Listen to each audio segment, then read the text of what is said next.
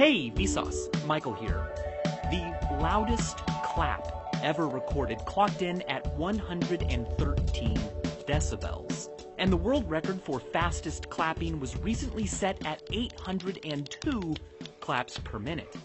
Clapping is the most common human body noise others are meant to hear that doesn't involve the vocal cords. It's a great built-in percussion instrument.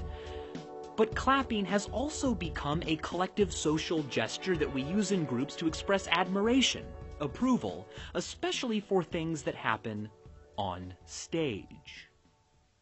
So here I am on stage. But to show approval, to show that they like things, why do humans clap? Amazing question!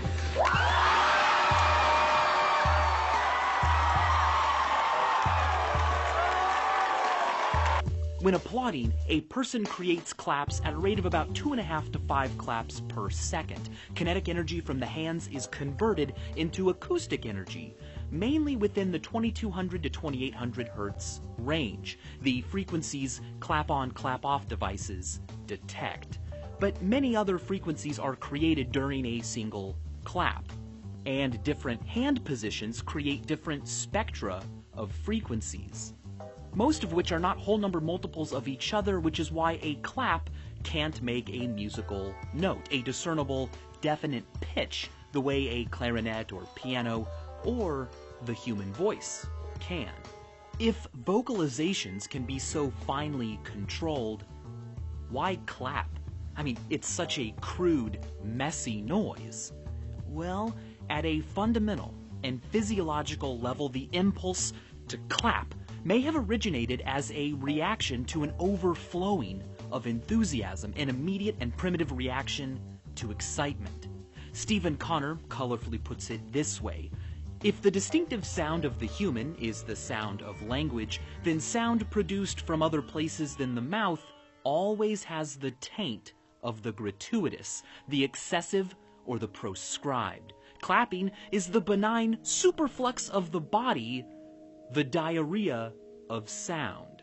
He calls it a spilling over of feeling, a burst of energy unfiltered by language or thought. It's a way to burn off extra enthusiasm, but if clapping is so natural and involuntary to the individual, how did it become coded into Western etiquette, an expected behavior you sometimes feel pressure to do, even if you don't want to?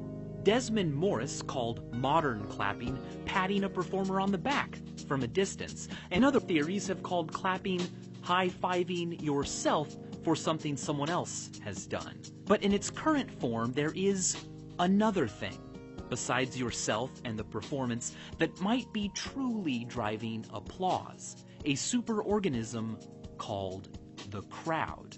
A study published in the Journal of the Royal Society found that an individual's contribution to applause seems to have less to do with their actual opinion as to the quality of the performance and has more to do with the behavior of the collective group. The anonymous group voice aspect of applause also makes sense when you consider the fact that clapping is a great equalizer. Studies have shown that as opposed to vocalizations, which can betray a lot about the people who make them, subjects cannot guess better than chance whether the clap they hear is from a man or a woman, nor can they guess the size of the individual based solely on the sound of their clap. Clapping may have become the standard nonverbal gesture of admiration because it is arguably the loudest, the easiest, and the most democratic. Performers can't hear a thumbs up or a wink. Not everyone can snap their fingers, and clapping is less disruptive than stomping feet or waving around big objects. Moreover, historically, authorities have encouraged clapping. In the 6th century BC, Cleisthenes came to power in ancient Greece as a democratic reformer and made behaviors like clapping a civic duty, the proper way for the masses to express admiration for their leader. There wasn't enough time for everyone to meet and greet his or her leader, but they could all greet their leader together as one super organism with one voice: applause. By the early 19th century, the desire to code appropriate group reactions and encourage them by example was quite official.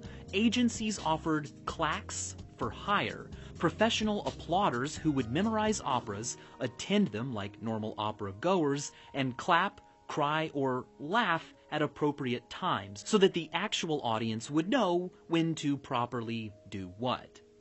It's interesting that 5 or 6 months after being born, human babies begin to realize that their hands can work together.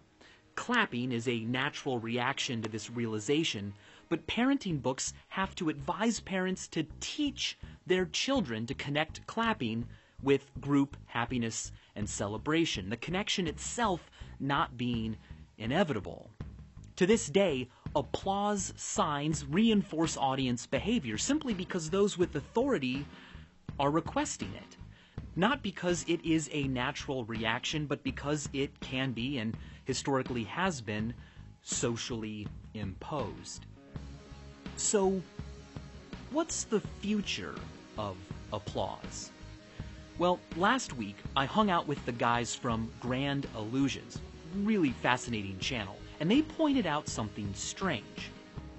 How many times have you listened to your favorite song?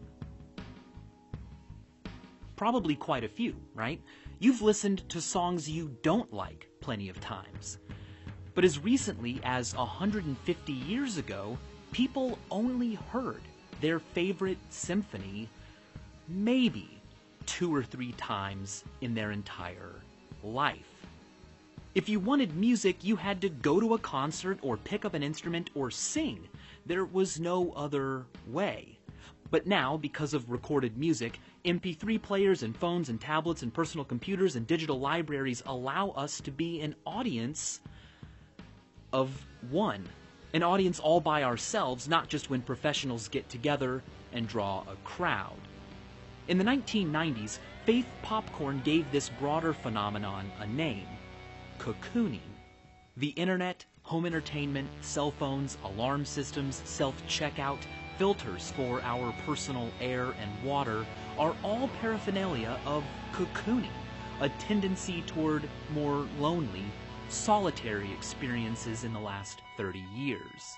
In my episode about the friend zone, I talk about how cocooning might be making friendship, meeting new people, and new unexpected ideas a waning experience.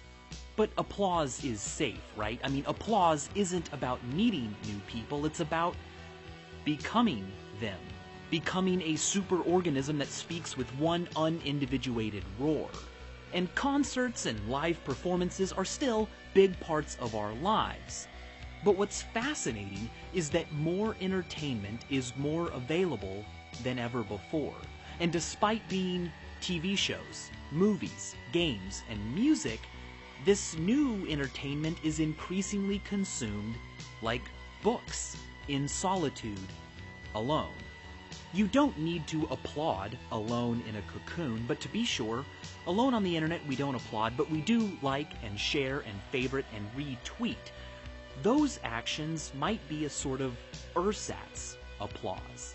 In real life, your clap is lost in the crowd, aggregated into the total sound, and online, so are your likes and favorites. They join a collective gesture as a sort of digital applause. A pessimist might feel like these new collective gestures are hollow, lonely, a sad replacement for actual social experiences. But what's really happening? Because a like is not necessarily lonely. A retweet, by its very nature, isn't a clap lost in the crowd. It's a clap that joins the crowd, but is also traceable directly back to you. Maybe cocooning, maybe the rise of applause substitutes like digital applause is something to be worried about, or maybe it's the natural result of having so many applause-worthy things just a few clicks away. We can't applaud all of them, so we have evolved more scalable reactions, which, incidentally, are more personal.